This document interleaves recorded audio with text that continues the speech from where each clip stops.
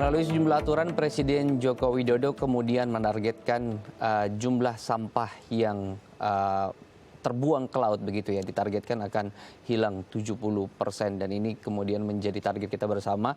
Masyarakat juga punya peran untuk kemudian membiasakan diri begitu ya, membuang sampah pada tempatnya atau sebisa mungkin memilah sampah tersebut. Kita akan berbincang dengan Mbak Tenia. Mbak Tenia, mungkin boleh diceritakan bagaimana sih kondisi laut kita saat ini?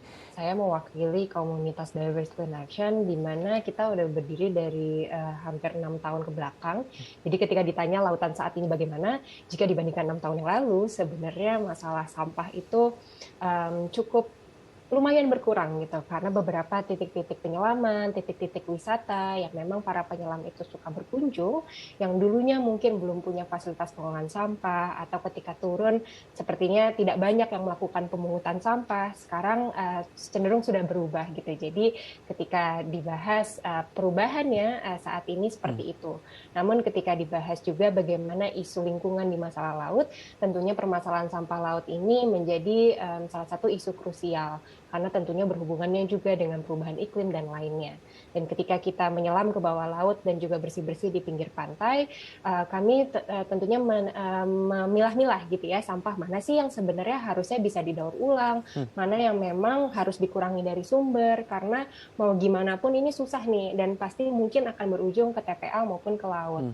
Dari situ kita menyimpulkan ternyata banyak sekali item-item sampah yang bisa banget dikurangi dari awal. Jadi ketika kita bersih-bersih itu yang paling sering kita temukan dari segi jumlah itu mungkin plastik sekali pakai.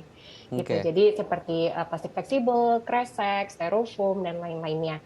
Namun ketika kita misalnya hitung dari berat, ternyata sampah tekstil itu juga yang cukup mengkhawatirkan gitu. Belum lagi adanya ghost fishing, bekas-bekas perikanan dan juga sampah-sampah lainnya. Dan ketika pandemi ini kita juga melihat adanya sampah-sampah masker medis, gloves, dan lain-lainnya yang juga kita temukan di daerah pinggir pantai. Oke, baik. Kalau kita lihat ada fenomena banyak kemudian hewan laut terdampar begitu ya di pantai akibat sampah, entah misalnya mengkonsumsi ataupun kemudian kehilangan navigasi akibat sampah. Anda sendiri melihatnya bagaimana? Ya, tentunya sampah bukan hanya satu-satunya faktor dari pencemaran lingkungan di laut sendiri.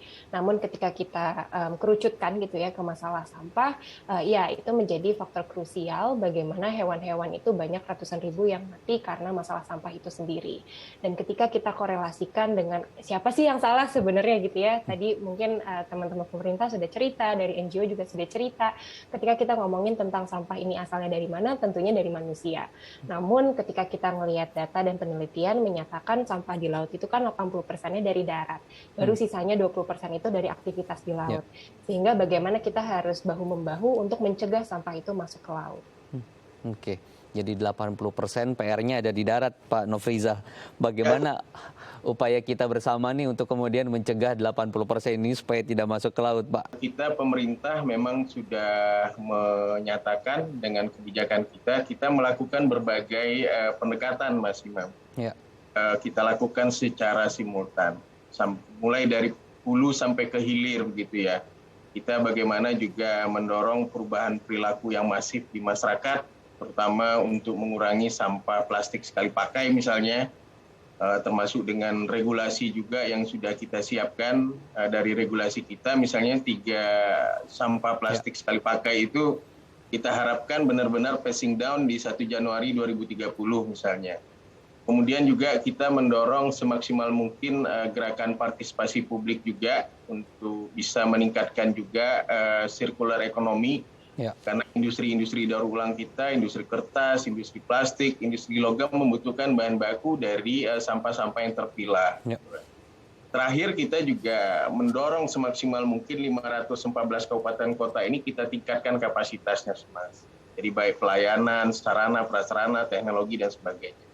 Jadi simultan inilah yang kita sebut dengan kolaborasi bersama ini, kita harapkan memang akan menjadikan 2025 itu menjadi sebuah realita tentunya harapan kita.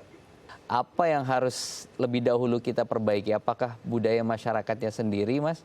Atau justru regulasinya? Ya, saya pikir kuncinya ada di kolaborasi semua pihak ya. Apalagi di SDGs itu kan ada jargon yang sangat dalam maknanya.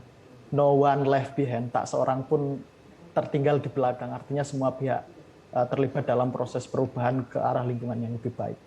Saya teringat tema Hari Bumi yang dicanangkan oleh pemerintah, kalau tidak salah judulnya kolaborasi jaga bumi. Jadi inti dari kolaborasi adalah semua stakeholder terlibat, baik itu masyarakat, pemerintah maupun pihak swasta. Tadi ketika nyinggung persoalan sampah, apakah salah masyarakat? Kita tahu ada bencana yang disebabkan oleh aktivitas manusia atau disebut sebagai antropogenik. Jadi human activity itu berkontribusi pada kerusakan lingkungan, iya. Ketika tadi pemerintah sudah nyusun banyak regulasi terutama di level pusat, terus kelompok swasta juga mulai didorong untuk misalnya mengurangi kemasan sekali pakai, mengurangi material yang tidak ramah lingkungan, misalnya melalui peta jalan pengurangan sampah oleh produsen ya, Permen LHK yang dikeluarkan tahun 2019 itu upaya yang baik. Lalu masyarakat diajak untuk gerakan pilah sampah dari rumah. Ini 3 layer ini harus jalan beriringan, 3 aktor kunci dalam persoalan lingkungan kita, tidak hanya di soal sampah. Jadi kalau tumpuannya hanya ke masyarakat saja, saya pikir tidak fair. Begitupun sebaliknya, kalau tumpuannya hanya kepada pemerintah saja, itu juga tidak fair. Berikutnya, kalau hanya korporasi saja, itu tidak fair. Jadi ketiga kelompok atau ketiga aktor ini menurut saya ya harus ada kolaborasi. Jadi jangan ada pembebanan tunggal. Jadi masing-masing berperan dan kolaborasi ini sangat penting. Saya harus jeda dulu, pemirsa jangan kemana-mana, tetap bersama kami di Sudut Pandang.